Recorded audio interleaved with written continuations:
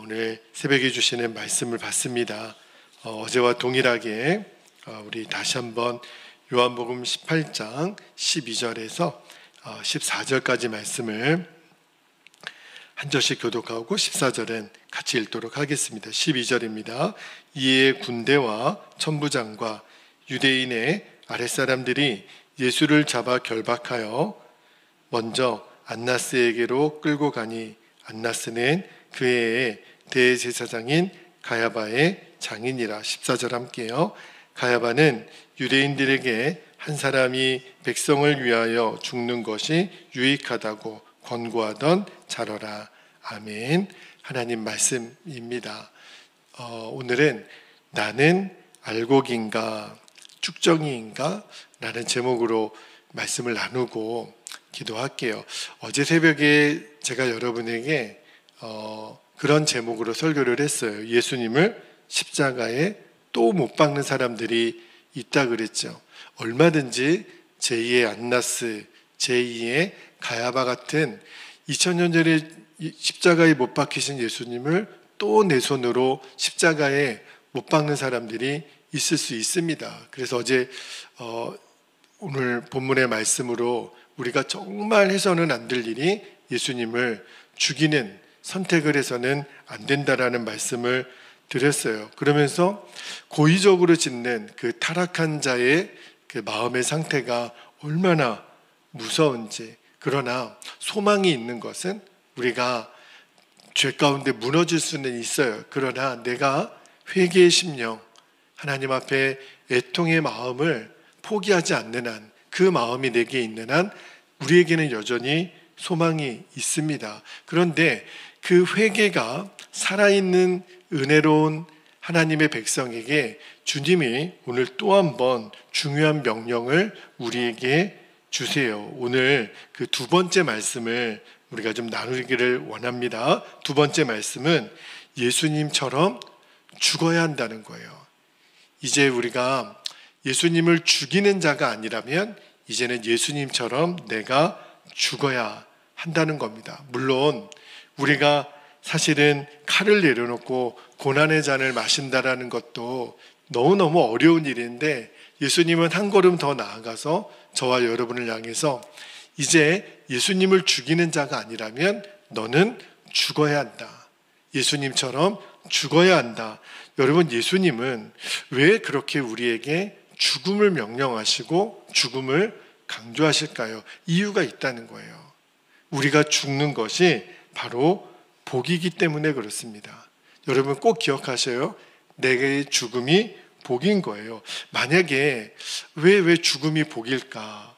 그죠? 이게 잘 이해가 안 된다라는 분이 계시다면 여러분 내 자신의 실체를 직면하면 할수록, 저 같은 경우는 그래요. 제 자신이 어떤 사람인지를 직면하면 할수록 저는 내 죽음이 진짜 복이라는 것을 인정하지 않을 수가 없어요. 예를 들면 여러분, 십자가에 복음을 믿고 분명히 고백하면서도 여전히 죄 가운데 무너지는 저를 보면, 그리고 세상을 기웃거리고 여전히 세상 앞에 또 흔들리는 제 자신을 보면, 돈 앞에 흔들리고 인기에 흔들리고 명예에 흔들리고, 내가 죽는 것이 복이구나. 1만 달란트의 용서를 받았으면서도 100데나리온의 사람을 용서하지 못하는 내 자신을 보면서도, 맞아, 내가 죽는 게 복이지. 여러분, 내 눈에 있는 티는 보지 못하고 형제의 눈 속에 있는 내 눈 속에 있는 들보는 보지 못하고 형제의 눈 속에 있는 티를 보고 비난하는 제 자신을 보면, 그래, 내가 죽는 것이 진짜 복이지. 내 안에 내 자신이 너무 많은 거예요.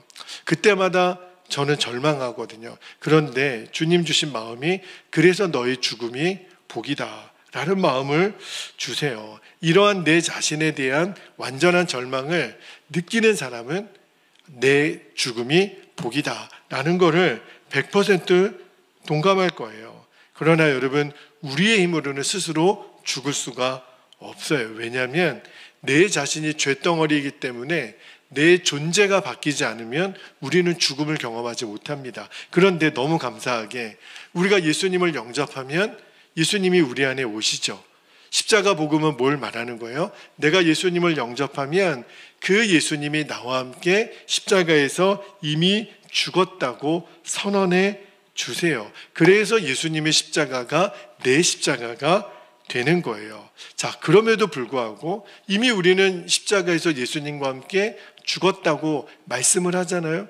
그런데도 예수님은 계속 죽으라, 너희는 오늘도 또 죽으라는 말씀을 하시는 이유가 있어요. 그게 뭐냐면 이미 내가 십자가에서 죽은 나의 죽음을 매일 믿음으로 고백하며 살라는 거예요. 믿음으로 살라는 거예요. 여러분, 사도 바울이 갈라디아서 2장 20절에 이렇게 고백하잖아요. 내가 그리스도와 함께 십자가에 못 박혔나니. 사도 바울은 분명히 알았어요. 예수님과 함께 나는 이미 죽었다. 그런데 그런 사도 바울이 고린도전서 15장 31절에서는 이렇게 고백합니다. 너무 유명한 말씀이죠.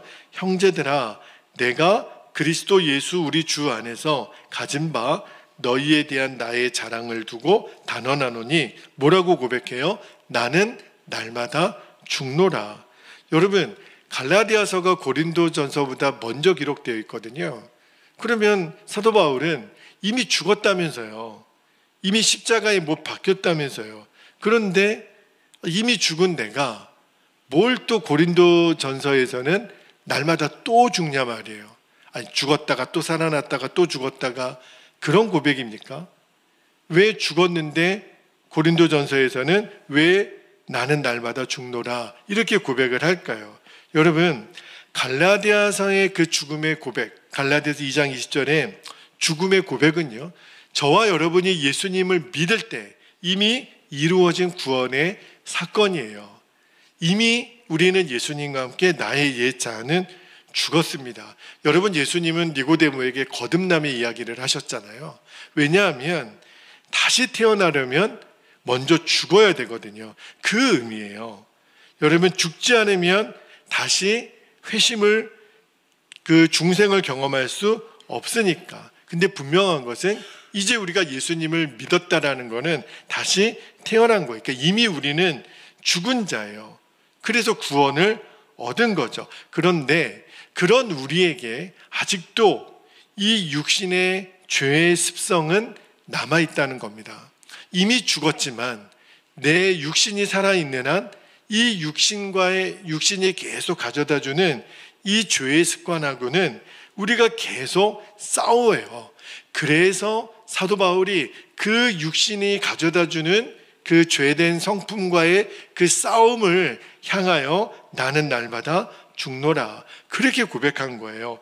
여러분, 이 내 안에 있는 이 육신의 죄성과의 싸움이요, 얼마나 치열한지 사도 바울이 로마서 7장에 보면 너무너무 그 실존에 대한 고백을 하잖아요. 21절에서 23절까지 보면 로마서 7장 21절 한번 볼게요. 그러므로 내가 한 법을 깨달았나니 곧 선을 행하기 원하는 나에게 악이 함께 있는 것이로다. 그죠? 22절에 내 속사람으로는 하나님의 법을 즐거워하되 내 지체 속에서 한 다른 법이 내 마음의 법과 싸워 내 지체 속에 있는 죄의 법으로 나를 사로잡는 것을 보는도다. 여러분, 이 사도 바울의 처절한 이 고민이 바울의 고백입니까? 그분만의 고백입니까? 우리의 고백이에요. 우리도요, 매일 싸워요. 내 욕심, 내 혈기, 내 자존심, 내 어떤 음란함, 내 세상 번민. 우리가 이 사도 바울이 그렇게 주님 안에서 이렇게 애절하게 이렇게 처절한 싸움을 싸우는 모습을 보면서 저도 이 마음이 너무 공감이 되는 거예요. 진짜 탄식이 저절로 나오죠. 24절에, 로마서 7장 24절에 바울이 이렇게 고백하잖아요. 오라, 나는 곤고한 사람이로다. 이 사망의 몸에서 누가 나를 건져내랴. 이게 우리 그리스도인의 날마다의 실존의 고백이에요. 그런데 저는 이 바울의 고민을 볼 때마다 너무 감사한 거예요. 내 마음을 그대로 대변해 주시니까. 그러면서 제가 어떤 도전이 됐냐면, 이런 싸움, 이러한 육체의 죄된 본성과 싸우는 이 싸움은 누구만 할 수 있냐면 이미 예수님과 함께 죽은 자만 싸울 수 있는 거예요. 예수님과 함께 죽음을 경험하지 못한 사람은 이 싸움을 싸우지 못합니다. 그냥 알아서 죄에 무너져요. 이게 다른 거예요. 여러분, 내가 이미 예수님과 함께 십자가에서 죽었습니다. 이 사람은요, 내 안에 있는 이 육체의 정욕과 싸울 수 있는 사람이에요. 내가 지금도 이 육체의 정욕과 싸울 수 있는 사람은 그렇구나, 내가 이미 죽은 사람이 맞구나. 사도 바울처럼 나는 날마다 죽노라, 이 믿음으로 고백하는 사람이라면 내가 이미 예수님과 함께 죽은 사람이 맞구나. 그런데 놀라운 것은 이 영적인 싸움이 있는 사람은요, 반드시 승리합니다. 왜요? 내 안에 예수님이 생명이 되셨기 때문에. 이미 나는 죽은 거예요. 내가 그 싸움의 승리의 주도권이 있는 게 아니라 내 안에 나의 생명이신 예수님이 이 치열한 육신과의 싸움에서 나를 이기게 해주세요. 할렐루야. 그래서 우리에게 중요한 것이 나는 죽었습니다. 왜냐하면 그때야 비로소 예수님이 역사하니까. 그러니까 이러한 고민이 있고 이러한 싸움이 있다는 게 얼마나 중요한 복인지, 그죠? 예수님이 왜 우리에게 죽으라고 하시나? 복이 있기 때문에 그래요. 또 하나, 예수님이 우리에게 죽으라고 말씀하시는 중요한 이유가 있어요. 그게 뭐냐면 죽으면 많은 열매를 맺기 때문에 그렇습니다. 여러분, 당시에 안나스, 이 가야바 같은 사람들은 정말 나쁜 사람들이에요. 정말 악한 사람들이에요. 왜 그렇죠? 내 유익을 위해서 예수님을 죽인 사람들, 자기의 권력, 부귀영화를 위해서 얼마든지 예수님을 죽음의 자리로 몰아갔던 사람들. 그런데 여러분, 그 안나스 가야바가 나중에 잘 살았을까요? 몇 년 동안, 그들이 살아있는 동안은 계속해서 부귀영화를 누리며 살았을지 몰라요. 그러나 그들의 인생의 마지막은 어떻게 됐을까요? 여러분, 그들이 영원할 것 같았던 예루살렘 성은요, 예수님 십자가 지시고 40년 안에 완전히 불타서 무너져 버린 거 아십니까? 그 대제사장들의 기득권이라고 생각했던 그 성전이 무너져 내린 것처럼 그들의 인생은 영원한 멸망의 심판으로 던져짐을 받고 맙니다. 여러분, 이것이 바로 예수님을 버린 그 인생의 최후예요. 예수님이 마가복음 8장 35절에 뭐라고 말씀하셨어요? 누구든지 자기 목숨을 구원하고자 하면 잃을 것이요. 자기 명예, 자기 권력, 자기 이익 때문에 예수님을 죽인 그 사람의 마지막이 어떻게 됐어요? 자기 목숨을 잃은 거예요. 여러분, 예수님을 죽이면서까지 끝까지 자기들이 갖고 있었던 기득권을 유지하려고 했던 그 사람, 영원한 멸망에 던져진다니까요. 흔적도 없이 사라져요. 그러나 예수님은 모든 사람을 위하여 죽으셨어요. 내가 그니라.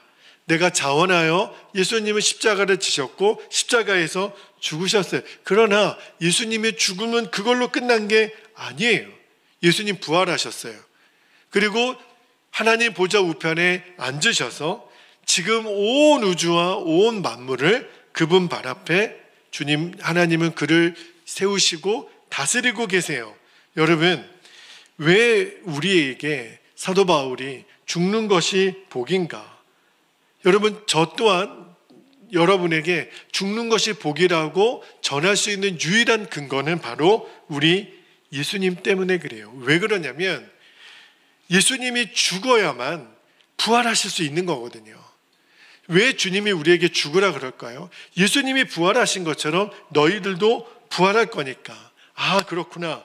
예수님처럼 죽으면 하나님이 예수님을 다시 살리셔서 온 우주에 만유의 주로 세우신 것처럼 예수님이 우리에게 죽으라고 하시는 것은 내 죽음 이후에 맺게 되는 많은 열매 때문에 그래요. 여러분, 우리도 지금 태신자들, 불신 영혼들을 위해서 그렇게 오랜 시간 기도하고 있잖아요. 하나님, 정말 구원의 열매를 맺게 해주세요. 그러나 이제 적나라하게 내 자신을 한번 돌아봐야 돼요. 저도 제 형제들을 위해서 제가 아는 사람들을 위해서 전도하려고 할 때 옛날 같았으면 전도가 안 되더라고요.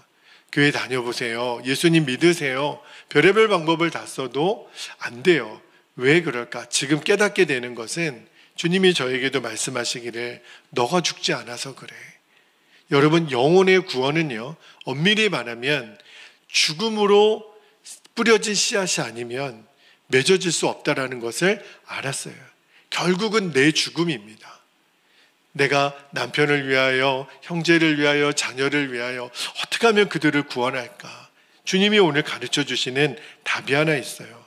내 자아를 죽음으로 처리하라는 거예요. 십자가를 통과하라는 거예요. 여러분, 내가 죽으면 열매를 맺습니다. 가정에서도 교회에서도 내 삶의 어떤 자리에서도 내가 죽으면 열매를 맺으리라. 그것도요, 많은 열매를 주님이 약속하셨어요. 여러분, 예수님이 한 사람 죽음으로 온 인류를 구원하신 거잖아요.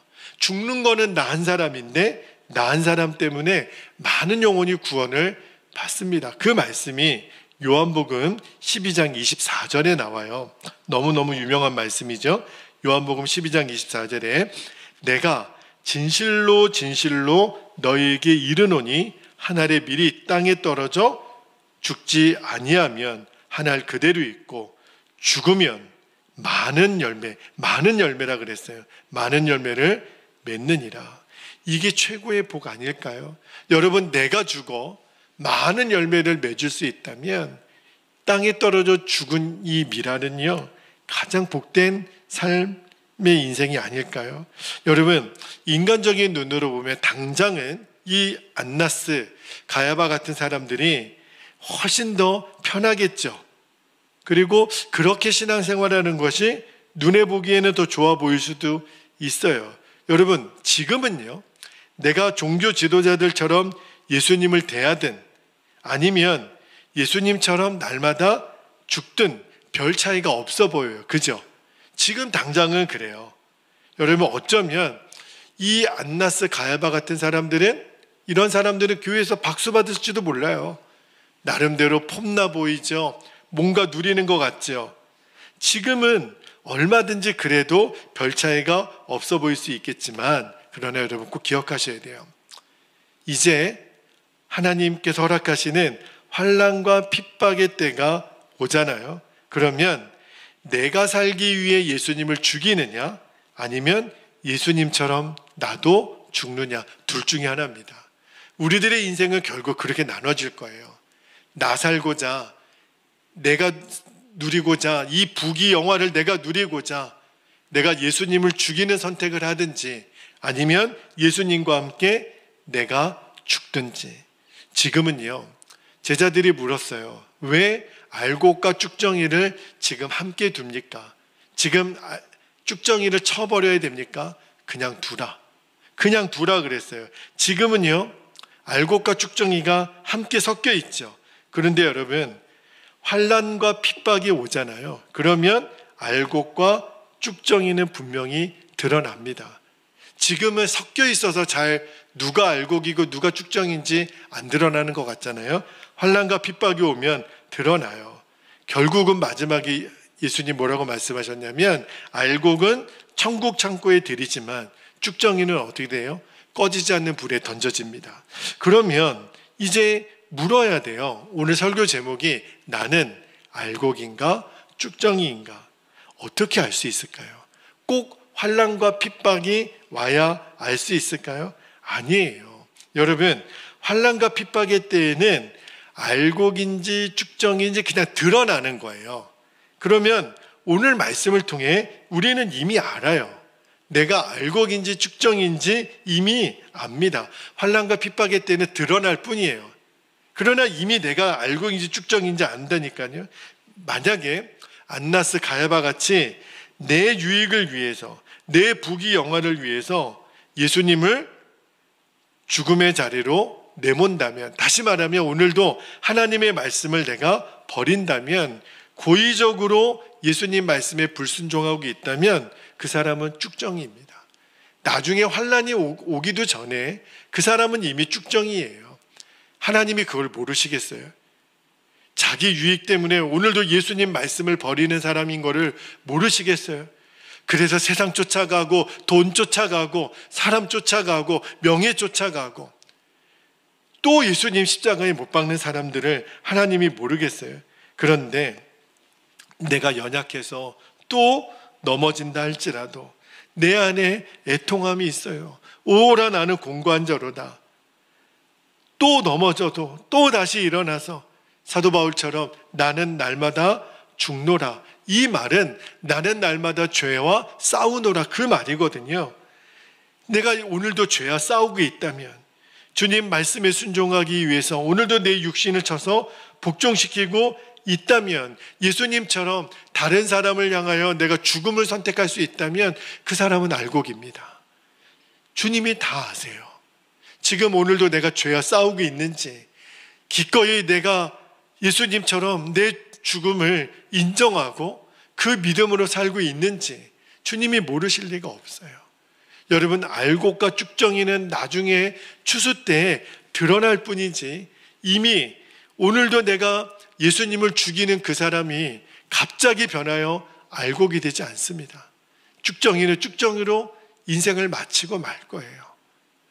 여러분 지금은 섞여 있어서 드러나 보이지 않아도 주님이 왜 모르시겠어요? 그리고 주님은 여전히 알곡 믿음을 찾고 계시는 거예요. 여러분 우리는 딱 두 가지 중에 하나입니다. 내가 예수님을 죽일까 아니면 내가 죽을까. 죽일까 아니면 죽을까예요. 받침 하나 차이지만 너무너무 우리들의 인생은 달라집니다. 그 종교 지도자처럼 나를 위해 예수님을 죽이는 인생을 살겠습니까? 예수님처럼 많은 사람을 위하여 죽는 인생을 살겠습니까? 오늘 우리는 이 선택의 갈림길에 있는 거예요. 주님, 제가 예수님처럼 많은 사람을 위하여 죽는 인생을 결단합니다. 나 죽어 다른 사람이 사는 예수님처럼 우리가 그 죽음을 결단하며 살 수 있도록. 그래서 예수님이 깨어 기도하라. 그러나 여러분 예수님처럼 죽는 자에게 약속하신 세세의 왕노릇하는 권세를 주님은 우리에게 주실 거예요. 저와 여러분이 꼭 알곡 믿음으로 세워지게 되기를 주님의 이름으로 축복합니다. 이제 우리 함께 기도하겠습니다. 두 가지 기도 제목 붙잡고 오늘도 기도합니다. 첫 번째, 십자가에서 나의 죽음을 날마다 믿음으로 고백하고 이 고백이 중요해요. 나는 죽었습니다. 그 믿음으로 살게 하옵소서. 두 번째, 죽음으로 많은 열매를 맺는 이제는 쭉정이가 아니라 알곡 믿음이 되게 하옵소서. 주여, 제가 땅에 떨어져 죽어지는 비랄, 죽는 비랄 되게 하소서. 그로 인하여 많은 열매를 거두는 인생이 되게 하옵소서. 오늘 이 두 가지 기도 제목을 붙잡고 주님의 이름을 간절히 부르시고 통성으로 기도하겠습니다. 주여